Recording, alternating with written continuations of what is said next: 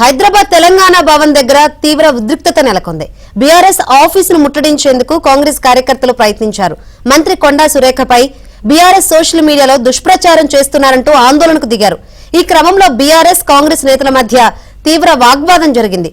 రెండు వర్గాలు బాహాబాహీకి దిగాయి. కాంగ్రెస్ కార్యకర్తల్ని బీఆర్ఎస్ శ్రేణులు చితకబాదాయి.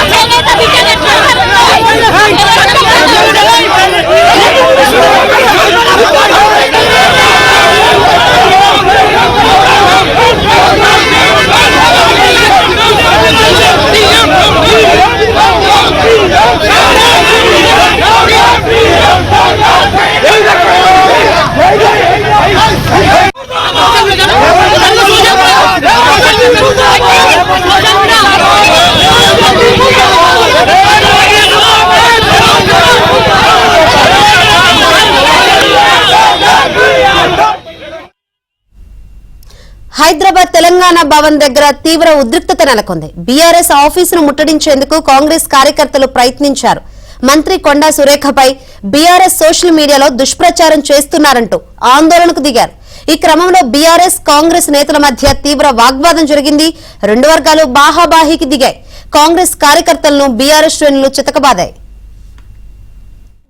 కళ్యాణ లక్ష్మి చెక్కులు ఇస్తున్న సందర్భంగా స్థానిక పార్లమెంటు సభ్యుడైనటువంటి రఘునందన్ రావు గారు నూలుదండనేసి మెడలో నూలుదండ వేసి ఆహ్వానించినందుకు ఆ బొమ్మలను బీఆర్ఎస్ పార్టీ వాళ్ళు వివిధ రకాలుగా మీకు షాదీ ముబారక్ రాలేదా అని సోషల్ మీడియాలో ఒకరు, ఇంకొకరు ఈ జంట బాగుందని ఇంకొకరు రకరకాలుగా ఒక బడుగు బలైన వర్గాలైనటువంటి చేనేత బిడ్డను అవమానపరుస్తూ ఉన్నారు. దానికి మేము వ్యతిరేకంగా ఈరోజు బీఆర్ఎస్ భవనాన్ని అడ్డుకుందాం, అక్కడ దిష్టి బొమ్మ దగ్ధం చేస్తాం. కేటీఆర్ గారు చేసేటువంటి బీఆర్ఎస్ పార్టీ సోషల్ మీడియాను అడ్డం పెట్టుకొని ఇష్టానుసారంగా మహిళను అవమానపరుస్తూ ఉంది. కేటీఆర్ గారు లేదంటే రాష్ట్ర వ్యాప్తంగా ఎక్కడైతే మీ శాసనసభ్యులైనా మీ పార్టీ నాయకులు ఎక్కడ తిరిగినా పద్మశాలి ప్రతి కుల బాంధవులు చేనేత వర్గాలు మిమ్మల్ని అడ్డుకుంటాం. మీరు ఏ నియోజకవర్గానికి వచ్చినా మిమ్మల్ని తరిమి కొడతాం, మీ బట్టలు ఉడదీసి కొడతాం. మానాన్ని కాపాడే మా చేనేత వర్గాలు ఇలా మా బిడ్డలు ఇలా అవమానపరిచే విధంగా మీరు ప్రయత్నం చేస్తే భవిష్యత్తులో మీ గుడ్డలు ఊరదీసి రోడ్ల మీద పరిగెత్తే విధంగా మేము చేస్తామని మేము హెచ్చరిస్తా ఉన్నాం. మీకు ఒకటే చెప్తున్నా, మీరు ఈ విధంగా నడిస్తే ఖచ్చితంగా రాబోయే రోజులలో ఇప్పుడు వదిలిపెట్టి తెలంగాణ రాష్ట్రంలో మహిళలు మిమ్మల్ని బొంద పెట్టారు. చెప్పులతో తనినాం, మొన్న చెప్పులతో కొట్టినాం, మీకైనా సిగ్గు రాలేదు. ఎక్కడ మేము మాట్లాడినా కూడా బూత్ కామెంట్లు మీరు ఒక్కసారి చూడాలి. మేము అనధికారంలో ఉన్నప్పుడు, వాడు అధికారంలో ఉన్నప్పుడు మేము అటువంటి బూత్ కామెంట్లు ఎప్పుడన్నా పెట్టినామా మహిళల మీద? మీరు ఇప్పుడు చూడండి, ఓపెన్ చేసి చూడండి, ఏ మహిళ మాట్లాడినా చెప్పుకోని మాటల విధంగా బూతు కామెంట్లు పెడుతున్నారు. మేము తలదించుకొని నడవాలా? మేము ఈ రోజున రాజకీయంలో ఉన్నామంటే మా జీవితాలు ఇలా ప్రజల కోసం మేము అర్పిస్తున్నాం.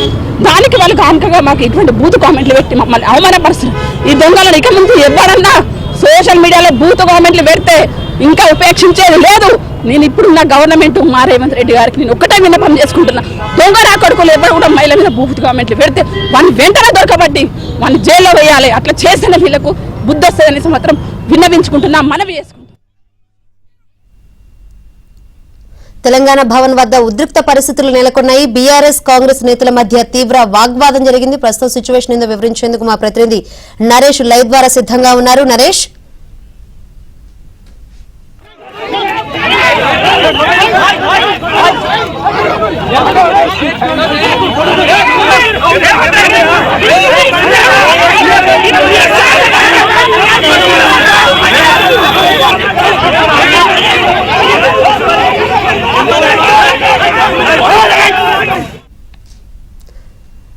తెలంగాణ భవన్ దగ్గర తీవ్ర ఉద్రిక్తత నెలకొంది. మరిన్ని వివరాలు అందించేందుకు మా ప్రతినిధి నరేష్ సిద్ధంగా ఉన్నారు. నరేష్, మొత్తానికి తెలంగాణ భవన్ దగ్గర కాంగ్రెస్ బీఆర్ఎస్ శ్రేణుల మధ్య తీవ్ర ఉద్రిక్తత చోటు చేసుకుంది.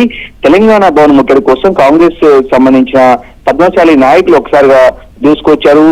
వాళ్ళు ధర్నా చేసే క్రమంలో ఇక్కడ బీఆర్ఎస్ పార్టీ శ్రేణులు కూడా వాళ్ళ మీద తిరగబడిన పరిస్థితి. ఒకరొకరు తోపులాట్లు చేసుకున్నాయి. ఆ తర్వాత కాంగ్రెస్ శ్రేణులు బీఆర్ఎస్ శ్రేణులు బాధే పరిస్థితి. వాస్తవానికి దీని వెనుక కాంగ్రెస్ పార్టీ ఒకటే ఆలోచిస్తుంది.